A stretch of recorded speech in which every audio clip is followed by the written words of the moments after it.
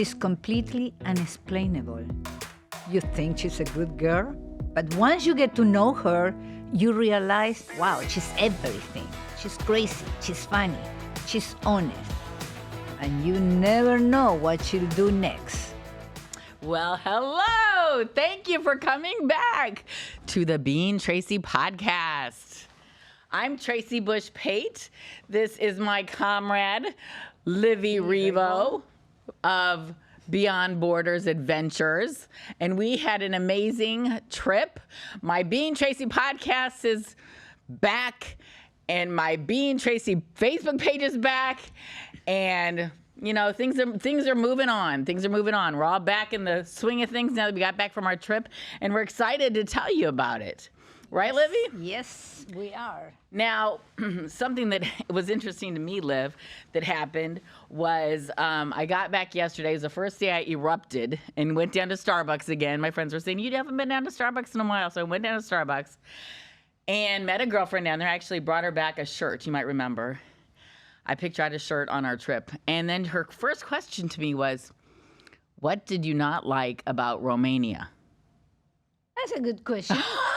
Really? A good question, Is of it? course. Because I was like, you know, I'm in a very sensitive spot right now in my life. I'm like listening to videos at night, audios about positive things, manifesting the life of my dreams, the person of my dreams, the money of my dreams. And then she says, what did you not like about Romania? Okay. Well, so then I started saying to her, look, I don't focus on what I don't like. That's just not what I do. I focus on what I do like. You know, that's what would you say to that? It's good. I think that I focus also on the good, but it has been a couple of times where I have gone somewhere and I knew exactly what I didn't like. Do you know what her response to me was, though? Yeah. She said, what are you selling? Is that hysterical? She thought I was selling something because I didn't want to focus on the negative. She said, what are you selling? I never thought about that. Yeah. Well, I thought it was time for me to leave. I said, well, it was nice meeting you for coffee. I got to get to the gym. So that's kind of what I did. But I just thought that was interesting, that that's the way the world looks at things nowadays. What did you not like about something? And if you said what you answered, that means you're trying to sell something. And that was her feedback, that I was trying to sell her on Romania. Like I get some kind of commission from selling somebody from Romania, which I get nothing. Little that she knows that is not even your line of business. No, I'm just trying to spread the happiness. But that gives you an idea. Some people are square, and in her mind, if you're going to talk only positive, you're selling something. You're lying, because you're just a salesperson. Well, which is a shame for her. That is too bad. That is too bad. It's a shame for her. Yeah. Well, anyway, so my trip started. It was amazing, Liv. I'm not sure if you know this, but when I first got on the airplane in Miami, I just got if you saw our podcast previous to this, Liv and I talked about how this trip came up, and it was an amazing adventure, surprising adventure that you're going to have to refer to the podcast before, so we don't have to keep going back. But anyway, just a couple of days before, I decided to go to Romania with Liv, and she said, all you got to do is get your ticket, your plane ticket. So we weren't on the same flight. Yep. I got on, and I'm walking on the airline, and I see this woman, and I'm like, is that Sandra? And I was like, is that Sandra Artelis? She's a flight attendant for American Airlines. But the closer I get, I'm like, oh my gosh, Sandra! I'm like, what the freak is going on here? Like, oh my gosh, I hadn't seen her in years. We used to trick or treat together with all of our friends. We'd do it down Lincoln Road in South Beach. And it was such an amazing reunion. Do you have that picture, Ben? And so anyway, the nice thing about Sandra is she's a flight attendant for American Airlines, so she knows how to treat the staff, right, of the airplane. Of course. And so she taught me you have to get them chocolates. And then when you get them chocolates and you treat them nicely, it's amazing how nicely they are to you. I got on there. She said, Tracy, the plane is empty. She said, sit in this row right in front of me. And I was like, are you sure? I knew I had a row like way in the back. She said, no. She said, sit with me. Then they start treating us like business class. They're bringing us champagne, and all this. And we were having such a nice time, bringing us little snacks and everything like that. It was an amazing trip. So anyway, that's the way my trip started. How was your flight? Which is very good because you started running into somebody that you haven't seen. It was amazing. On our way to Istanbul, we landed in Istanbul together, and it had an amazing time. It was like a 13-hour, like 11-hour flight probably. Yes. But it was amazing. And my trip was fine. I just made it to, Miami Airport, then to the flagship lounge of American Airlines, although I was going with British Airways to London. But I came back with American Airlines. It was a nice trip. Well, no complaints. Liv rode first class, and I considered the first class tickets for just a minute because I was like, that's a long flight. I mean, to be sitting in economy. But then I don't know why. I just had a feeling that I was going to be treated like first class, even though I wasn't going to get the first class ticket. And I was. And I'll tell you the rest of my story. When we get to the flight back, when do you hear about that one? Like how that went. But like seriously, my whole flight there was amazing. 13 hours there ended up being a 19-hour trip back. I'll tell you about the trip back when we get there. But anyway, so our trip, Liv and I reunited right there in the hotel.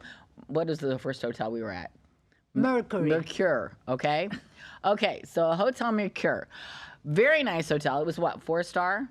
It was a 4-star because we're supposed to go to 4 stars, 5 stars, 3 stars, because since the trip was for travel advisors, you need to see this hotel. So when you have a person that comes to you and they say they have a budget of $4,000 for 2 people, you know which hotels to use. So if they have a budget of $7,000, then you can put them in a 5-star hotels.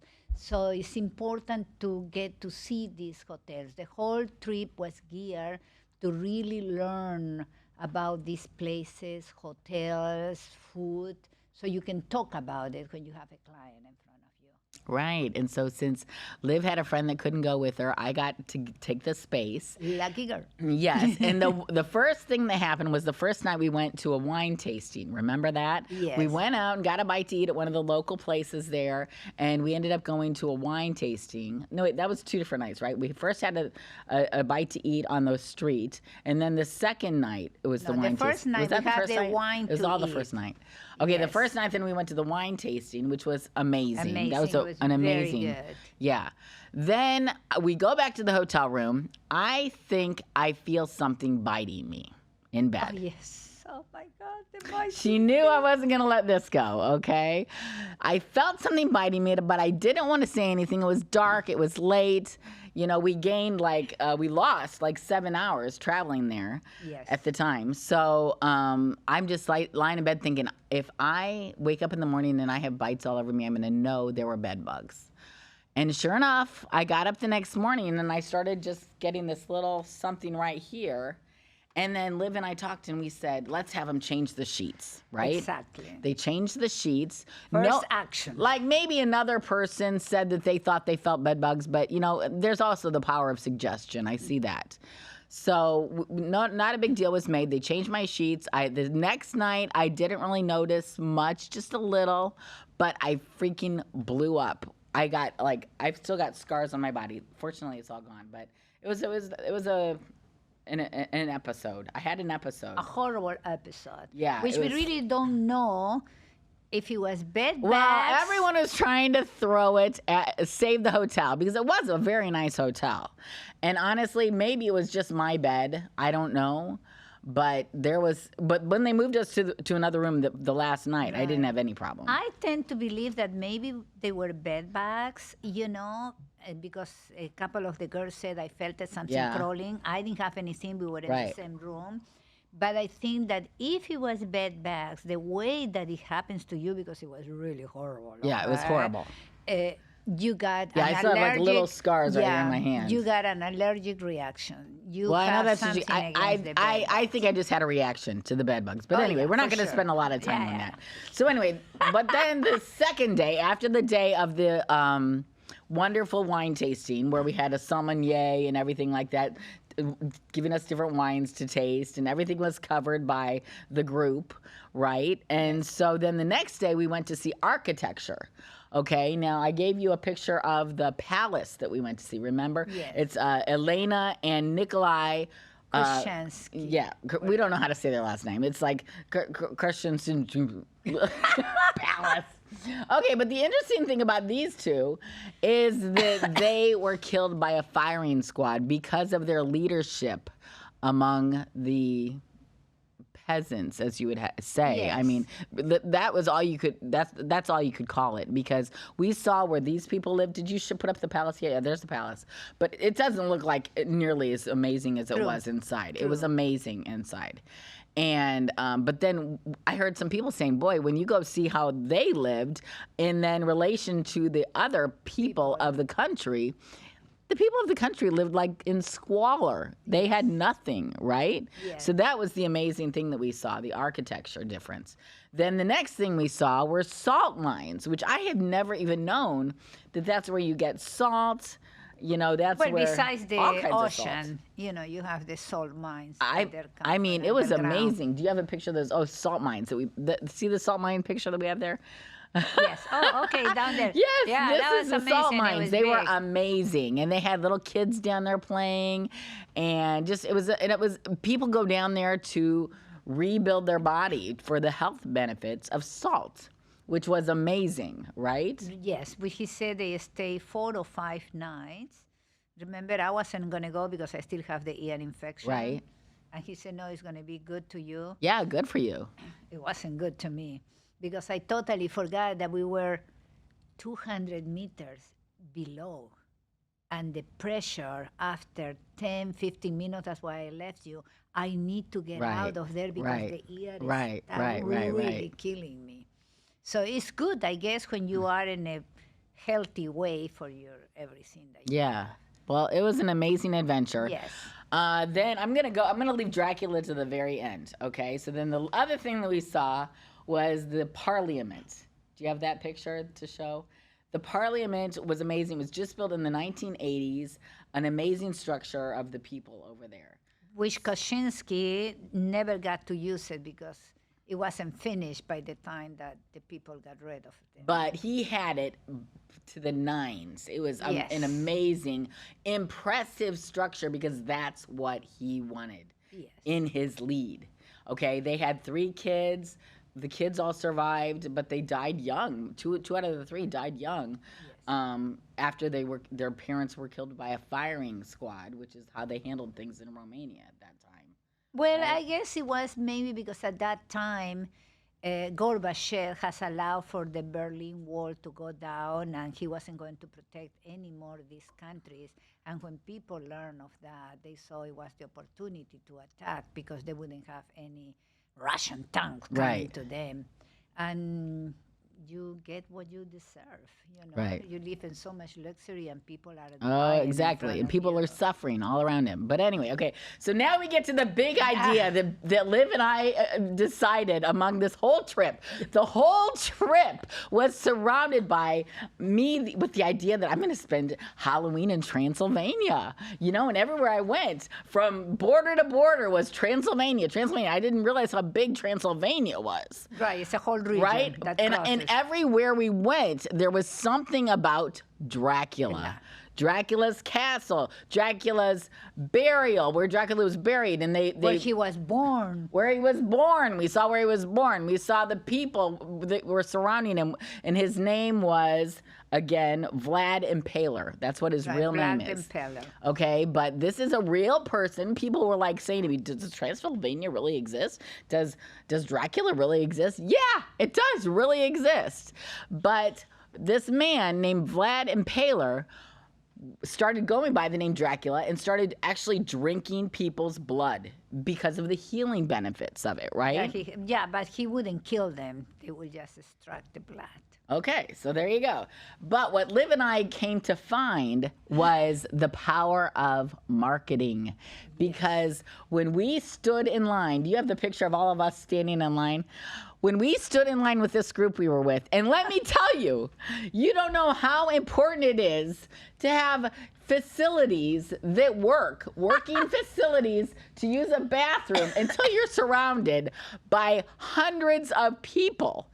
And no facilities are around. There are no facilities anywhere. But here comes Being Tracy. What do you think Being Tracy did, Ben? What do you think Being Tracy did? You found a place to. You've made it. I said, you know what? We got to go take pictures. We got to go take pictures. I'm going to go take pictures over there of that tree. And then this man said, oh, I'm going to go take pictures too. And he stood like right next to me. I'm like, can I get some privacy here? Can I please get some privacy? You know, but anyway, so then I went back to the group and they were all like, oh my gosh, I've got to go to the bathroom. And I'm like, oh, well, I took some pictures. I decided to go take some pictures. And they said, what? Good. You did what? I said, there's no way I was going to make it unless I had to go relieve myself. She marked her territory. I marked my territory. I couldn't believe more. I said it's going to start smelling like urine out here. Like, if they're not taking care of this, I can't believe this. But anyway. It was horrible. It was absolutely horrible. It was absolutely horrible. But anyway, so we also found out that Prince Charles loved Transylvania. Remember that, Liv? Yeah. And he actually had 3 houses there. He went there at first because of the Dracula movie. Mm-hmm. And then we also found out that that Camilla has never been there. No, because it was another Camilla there. Because he had a 40-year-old woman who took care of him there. So exactly.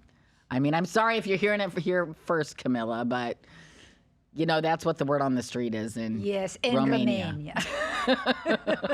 Right. Anyway, so it was a great adventure. Let's see. Dracula never lived in this house that we waited hours to get into to see.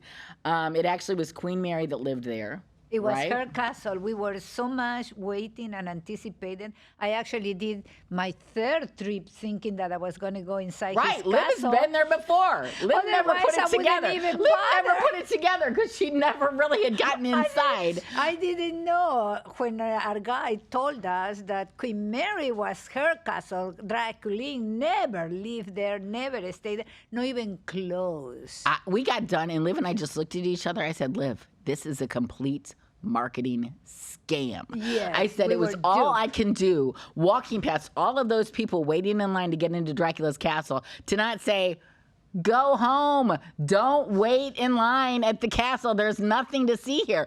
There were just, it was like a regular old haunted house. Exactly. With they'd prop up little things there, scary things, you know, make scary noises, things like this. There was nothing to be seen except inside was about Queen Mary. It's not about Dracula. No, it was her castle and everything. So anyway, so we first saw the grave, and they said, well, there were no bones in the grave, so they don't really know what happened to Dracula. Which we really don't know if it was true or it was a lie, because who, move or remove a grave from an Orthodox church? Everything was kind of... Everything was a Greek Orthodox church. Yes. If you couldn't understand Liv's accent there. That's what she said. Everything was a Greek Orthodox church. She said, you never know what you can understand, what you can believe, because our leader, our tour guide, kept saying that he was a vampire. Exactly. And even last day, like, he sent us pictures of him with blood going down his lips and like a cape on, right? So true.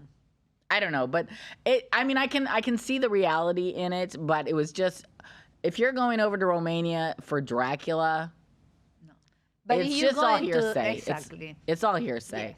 But it's if like you're going to great Romania for the country, it's a beautiful country. A beautiful country. They had great wines, very handsome people. Yes. People. Good food, and above all, it's cheap. Cheap. Because they don't have, even though they belong to the European community, they don't have the euro. So they lay their money is like a 4-to-1, and you have one of the most amazing meal that we have Yeah. with the great wine and everything, and it will be $25 The per best person. meal And the we best had. restaurant. Do you remember Yeah. what that city was called, where we had the best meal that we had? In Cebu. The best meal that we had wasn't with the group. We actually No, just wandered have it off in our ourselves one night and went shopping, and we had the best night. The best meal was just at a little side place that we went to in a little shopping center. Do you remember the name of that area? The Cebu was the name of Yeah. the town. But we had the most amazing meal there too. So I mean, there's a lot of good to be seen there. It's beautiful. Without Dracula, still it's a beautiful country. Yeah, that just you don't can go. and If you're visit. going for Dracula, yeah, just read a book. Just read a book, and then you don't. You get your information there. But if you're really going to see the country of Romania, it It's is beautiful. worth it. There's a lot of history there, an amazing amount of history, and a lot of interesting stories, like the ones we heard at the Parliament, what that was built for, and the Cheshires or whatever their name And is. the park that I never visited before, there is a park in Bucharest where the government removed the oldest houses from all around Romania, and they reassemble it in this park. So you get to see the houses from the 1400, 1200, 1100, how they used to live. And I think it was amazing. It gives you an idea, of the whole country. Remember? It was Yes. very pretty. Yes. Okay, so one thing that I did notice, I don't know if you noticed this at all, now that people are kind of crazy, still a little bit lingering of COVID, did you notice at all, like, people washing their hands for an extensive length of time? No, I didn't. You did? I noticed that when I was heading back on the airplane. Okay, so Liv set me up with a couple of great people that were with the group, Michelle and David Johnston. They helped me get to the airport, and they stood right there next to me at the airport when they were saying, "Sorry, we don't have a seat for you on this plane. We don't have a seat for you." And I'm sitting there ready to take off out of Romania. Did I tell you this? You told me. I wanted to ask you, did you check your flight the day before? Did you check in, or you just show up at the I thought airport? I did. Yes, I did. Oh, okay. But the thing was, I guess I didn't make sure I had a seat. I guess it's not enough to just check in. I guess you got to make sure you have a seat. So they were like, "Sorry, we don't have a seat for you." And then these people that I'm with are, travel everywhere. So they were very calm, and they were like taking care of me like I was a little kid, like they're like, "Well, we're gonna wait here with you, And I had these chocolates because I was like, Sandra had gotten such good treatment for us when we flew there. I was like, I'm gonna be giving out these chocolates to the people in the airplane. So. Anyway, they somehow, it was a mess. It was from God that I got 2 aisle seats on both of the flights on my way back, which was amazing. And right then, Michelle pulled her hand into one of my bags and pulled out one of those chocolates to give to them. She's like, "You've got to give one of these to these guys that are helping find you a place." So we did that. Then they helped me. I had a long layover. They got me in the priority lounge. So here I am traveling that's first nice. class again on my way back. I was traveling free. first This is class. great. Yes, it was amazing. So I got to see what it's like in the priority lounge in Istanbul. And if you want to see the pictures and the videos, it's on my Being Tracy Facebook page, www.facebook.com/Being Tracy. I've got more videos. I might put them up, but I mean, I kind of scratched the surface by just an amazing trip back. And then when I was coming back, I just had 2 aisle seats to get back. But wouldn't you know, and it was an overbooked flight, wouldn't you know, we get on the flight in Istanbul, which took us forever. It was like 3 hours later. And the girl sitting next to me gets up to move and moves to the seat right in front of me. So now I've got 2 seats on the plane. So I can lay down. I can lay my little head down. The guy next to me said he didn't mind. And I got to sleep the whole night on my way back too. So I'm telling you, it was just the most amazing trip for me.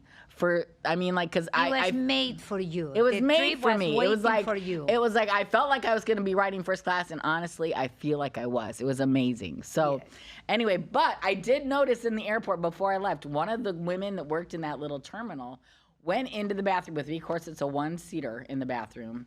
We saw a lot of those. And she goes in there and she's smiling so sweetly, and she was washing her hands, soaping them up, washing them. And then it gets to be like a little bit long. Like she's still washing them. And I'm like just sitting there watching her, like, well, I guess she wants to make sure she's clean, I mean, like, as a patron in the airport, I think that's very nice that she's making sure her hands are clean. But she just kept washing it. Very young girl, washing her hands, washing. And I was just wondering if you've come across that at all, because I thought, I feel like this is a Seinfeld episode. I thought, is somebody watching me? Like, this person a young girl will not stop washing her hands. Like, what did she want me to say or do? I don't know. I was just sitting there patiently watching her. But what do you think of that? You were waiting to wash your hands. I was waiting to wash my hands. Oh, you should have asked. Well, I mean, I thought it was kind of obvious. I was standing right by the sink. The only other thing in the bathroom was a toilet, which I'd already used, and she had already used, but she was still washing her hands when I came out. So I'm just like, I don't know. I think this is a thing, too. I think this is a thing since COVID. Yeah. Like, people over-wash their hands. What do you think of that? I never saw You've never noticed that? No. Ben, have you noticed that? No, I don't think so, but I don't think it's the only thing is if your time, like, you were like, all right, it's my turn to go wash the hands. You don't think it's a problem when it's like 10 minutes and they're still washing their hands? I mean, like, is there a time limit? Can we get it? Yeah, can we get a time limit on that? You're supposed to say the alphabet when you wash your hands. You're supposed to say A, B, C, D, E, F, G. Yeah, Is that what we're supposed to do? Exactly. We're supposed to say, that's a good one. Mm-hmm. So then I start singing it and see when I get down to Z, is she done washing her hands yet? Is that what I should do? You probably would go through the alphabet a couple times. A, B, C. Now I'm going to start doing that. That's going to be a thing. Oh, tell her, can I wash my hands with you because I have to go. Yeah, well, she worked there, so I guess she didn't have as much of a hurry to be in. I wanted to make the flight. She just had to go back out and work, I guess. But anyway. Well, what do you think, Ben? Do you think it's, I think it's that time. It's blog time! Blog time! It's blog time! All right, well, what do you think I have to read about today? Well, I have a blog that I found about Mr. Europe. Okay, this is a guy that I dated when I first got to South Beach and lived in the Flamingo, if you remember the Flamingo. Yes, of course. After I lived in Panama. And I got up early after an early evening at home last night alone so that I can share with you a bit more about what I've experienced since returning to the States. I met Mr. Europe, now age 55. Okay, this is like I figured out about 8 years ago. So he's in his 60s now. Online, when I first moved to South Beach, it was then 3.5 years ago. I remember being in my apartment in the Flamingo, chatting with him and thinking that this guy seemed amazing and just like what I want. He was born in Switzerland and went to Villa Blanca in Austria for business and hotel management. He also studied culinary arts in France and cooks like an amazing chef. He owned restaurants and he speaks 7 languages. His mother lives in Monte Carlo, Monaco. He is part Jewish and part European. He works out most every day and has an amazing physique, like 0% body fat. I mean, does that sound amazing or what? Looks like it. Sounds amazing, doesn't it? Just standing next to him, I want to try harder to look better, hold my tummy in, work out more, improve my diet, whatever it takes. He drinks socially, but mostly enjoys a glass of wine or whiskey. Sounds very manly, doesn't he? Mr. Europe is an entrepreneur by the greatest sense of the word. At the time we first met, he was also manufacturing, blah, blah, blah. I'm not going to go into what I was doing, but anyway. But the only thing about him was he didn't want to come visit me in South Beach because he lived about 45 or 50 minutes away, unless I would say he could spend the night. Oh. Now, how can I say that he can spend the night when I haven't even ever met him in person? Right. Until one day in 2016, I returned from a long weekend at a big chiropractic conference in January. Sunday morning, after flying all night from Vegas, I had now Monday and Tuesday off, and I got a message out of the blue from Mr. Europe. He wanted to see me. Okay, we'd been here before, and I knew this was never going to happen if I didn't just make the move myself. I was really exhausted from my trip and a little depressed that I came home again to an empty apartment with no one waiting for me to return home or happy to see me. So I made the decision to make this finally happen. I rented a car myself and drove to meet this guy. I mean, I don't think I can take it into my hands better than that, can I? Nope. So it was a nice drive, and security called him, and once he approved, they opened the gate so that I could drive into this conservative but nice new home. I parked and went in. He greeted me at the door and took me to sit on the couch near his kitchen. We shared a few pleasantries, but this guy wasted no time before he was passionately kissing me, and just as we were about reclining on the couch and his hand started roaming. Remember, this was 1 year after our first text conversation, so it was a whole year that we've been texting. I bounced up and asked him, what are our plans for the day? Okay, so we had established we had a physical connection. This is good. Mr. Europe gave me the grand tour of his small house, showed me the swans out in the lake out back. This was memorable of the lake behind my house growing up. My father released 6 swans to live in so that we could watch them cohabitate. Until one by one, they started disappearing. Then when it was down to the last 2, my father took them somewhere else so we'd be sure they'd be safe. I also brought this man a copy of the American Chiropractor magazine, which is my family business, knowing that his business was medical equipment sales, and he shared with me the equipment he was selling to the doctors. It was some kind of laser equipment. Then we got in his car, and he took me to get lunch. We sat outside and had beers. I'm not sure if we had much in common, but I sure was attracted to this guy. Then he drove me around Del Rey a little and showed me around. So you drove all the way But it from was like, South yes, Beach it was to in Del Rey, where Wow. I live right now. I live in Boca right now. So it was Right. this is very memorable, right? Yes. So this guy is from Europe. So anyway, next we went to Trader Joe's so he could get some things to prepare our dinner that night. I had never been there before. We went home following the shopping trip. There he also wanted to pop in the home import design store. This was feeling very different and domestic for me. I never go shopping anymore, and not only was he a master chef, but also clearly had an eye for design. Again, pretty different. I need a designer. Next, we went home and laid on the couch in front of his big TV and watched MMA fighting. I never watched TV at that time, but when I was married, I loved watching this with my husband, so we had fun cheering on the fighters and the victors. Finally, it was time to prepare our dinner, so I did what I'm good at and what I most often did when I was married, and also what my mom would cook. She'd say, you can help by watching. Anyway, I just helped by watching. That's exactly what I know how to do. So he would pour me a glass of wine, and I would sit on the bar stool and watch him cook, which is exactly what Mr. Europe did, as well as my mom did and my ex-husband. So I watched him cook while I did my job, came up with witty banter, and enjoyed the wine. He prepared the food to perfection and displayed the food on the plate with great pride, with small touches to provide the plate with color, so it was also visibly appealing. It was quite impressive. I remembered when my ex-husband used to do that at his 4-star restaurant in Naples, Florida.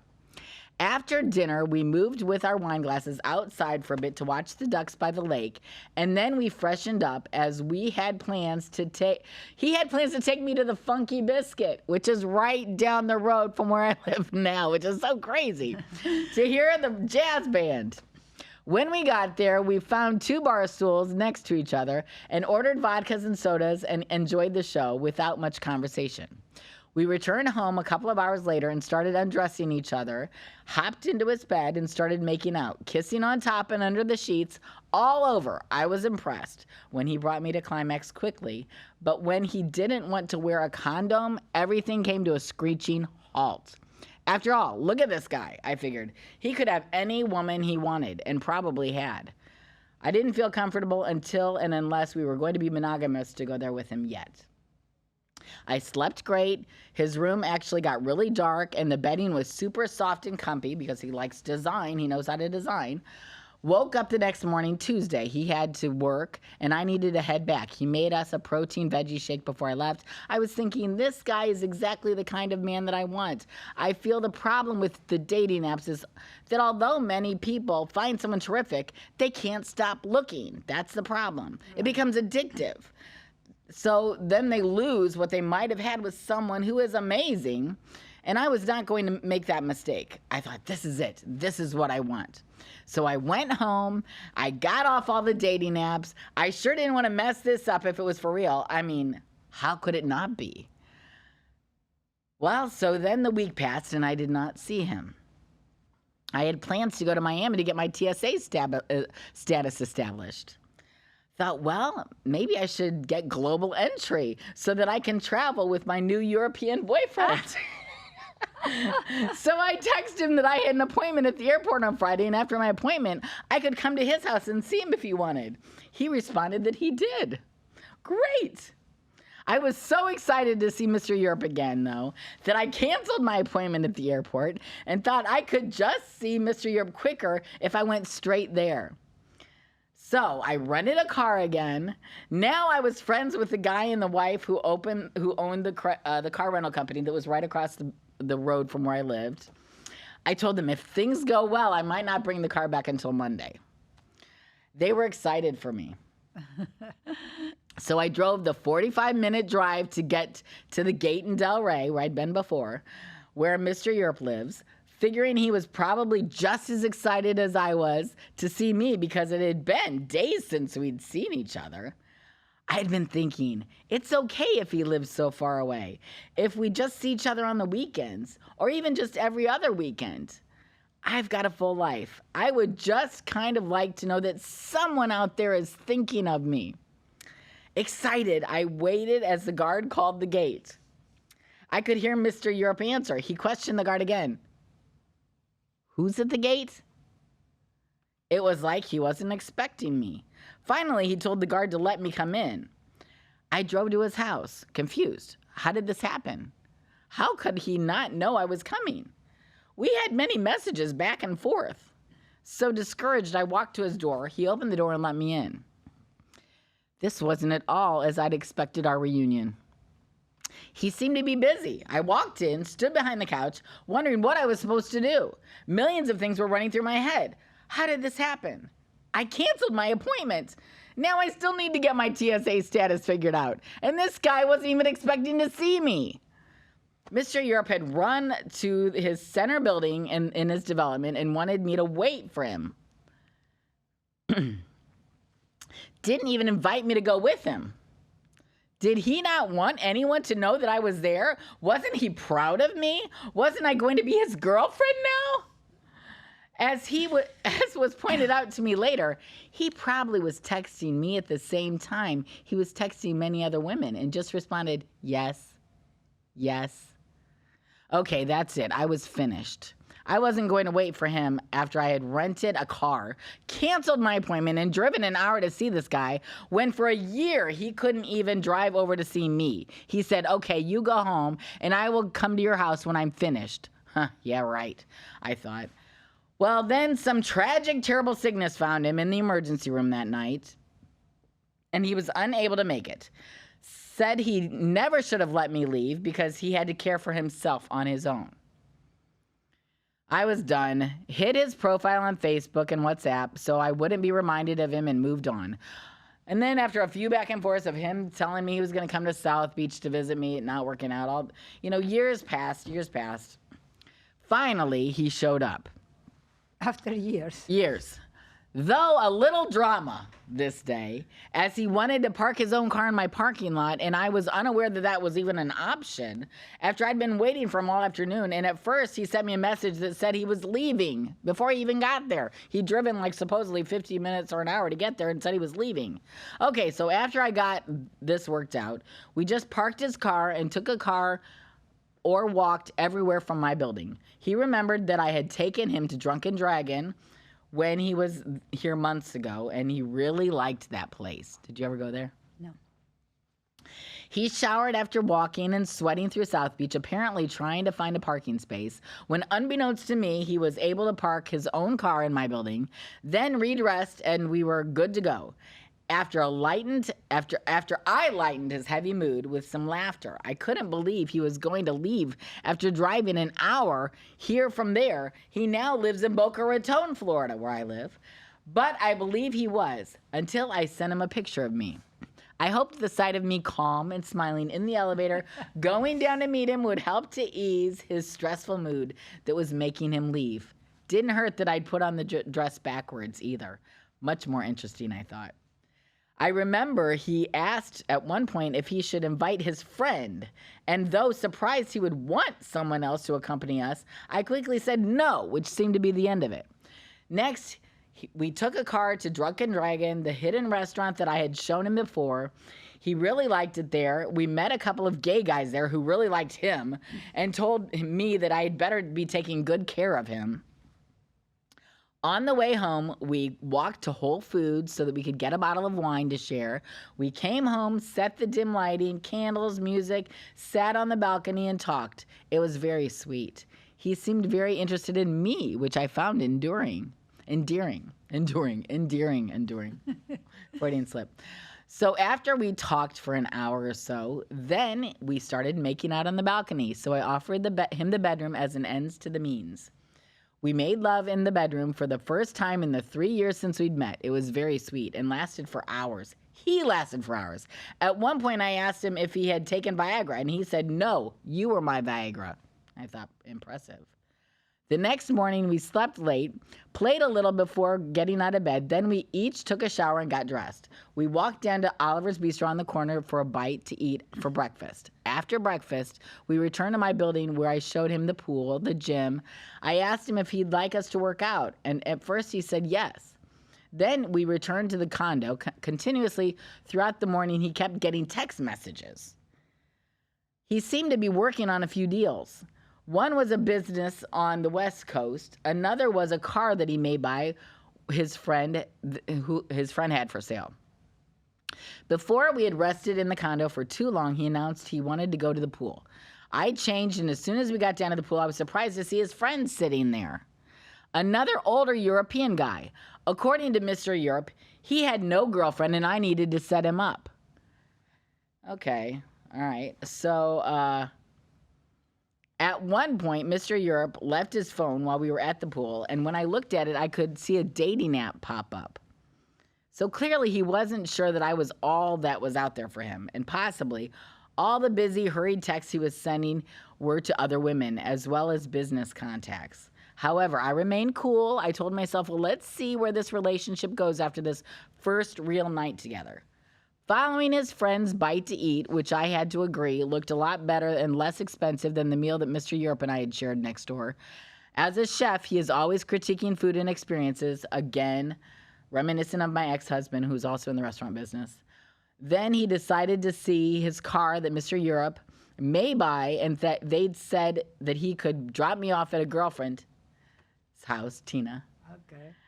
And her husband had a beautiful condo in South Beach, friends of ours.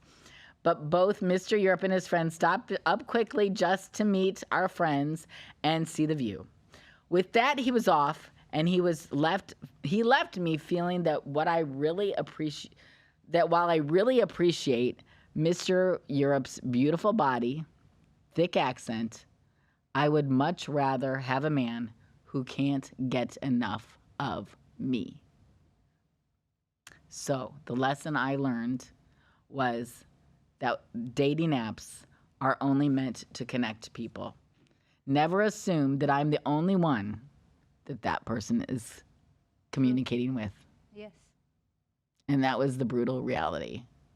Especially after he showed up after a year, which means, honestly, you came all the way to Del Rey Beach, then he disappeared for a whole year, and then he showed up at Miami Beach. That shouldn't be a huge red flag. You know, I mean, this made me laugh. So, I mean, I was so innocent. I'm like, oh, this is my new boyfriend. Innocent. My new boyfriend. I'm going to get up on the dating apps. Who needs TSA pre-check? I can get that anytime. You know, like, I'm just like, I read this. I was just like laughing. Well, I've grown so much. And so many of these instances happen with the dating apps. That's why I don't even really give them much time anymore, because it's so. What do you think? Have you been on the dating app at all? No, yet. I'm not. I think 2024. It's They're very superficial, and you do get to meet people, you know, and some people are good, some people, I guess, not.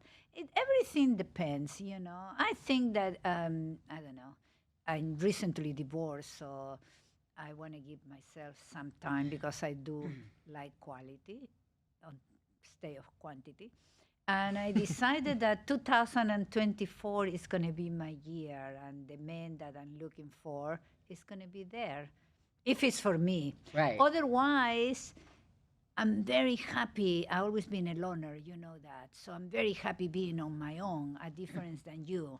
I enjoy being by myself. No, I'm there too now. Oh, I mean, when I wrote this blog, I wasn't. I was a whole different person. Okay. But nowadays, I really do enjoy my time. Yes. I The really time enjoy for my you, time. the time that nobody has to tell you what are you doing, you know. Yeah, I'm It's a whole different good. person than I used to Yes. be at the time when I wrote this blog. Yeah. And I think you change little by little and you start realizing, okay, in each relationship we learn something, right? Right. So you know that the next relationship, it has to be a little different because you already know what you don't want and you're going to speak up, you know, and you're going to say, no, I'm sorry, I don't want this. Well, Oh, and I then don't these want people that. that want to just chat with you, don't want to meet you in person, you know? I mean, you have no idea. I've been single for 13 years. I remember someone that I chatted with in Panama when I lived there. I printed out like this many papers that we had going back and forth over just like a week's time, and then it ended up he just wanted some money from me. That's what it ended up. Like the Facebook friends, I have a few of those that they all are doctors from the United Nations. They've been assigned to that's a jail. red flag right there. As soon as they say they're with the United Nations Oh my or they're God. with the government somehow and they'll be back Will you sometime in the accept coming my future. friendship? So I go and I look at their profile, and they have 15 women in their profile, right? No Right. more. Nothing to say. I say, okay, another one. Exactly. It's amazing. They all are Exactly. United Nations members. Yeah. It's amazing. I mean, I feel for the men that are there for our country, but I just don't believe that a lot of those people really are. No, there's probably, somebody from Africa in a cafe Yeah. writing all that. Exactly. Well, Ben, what do you think? What time is it now? What do you think?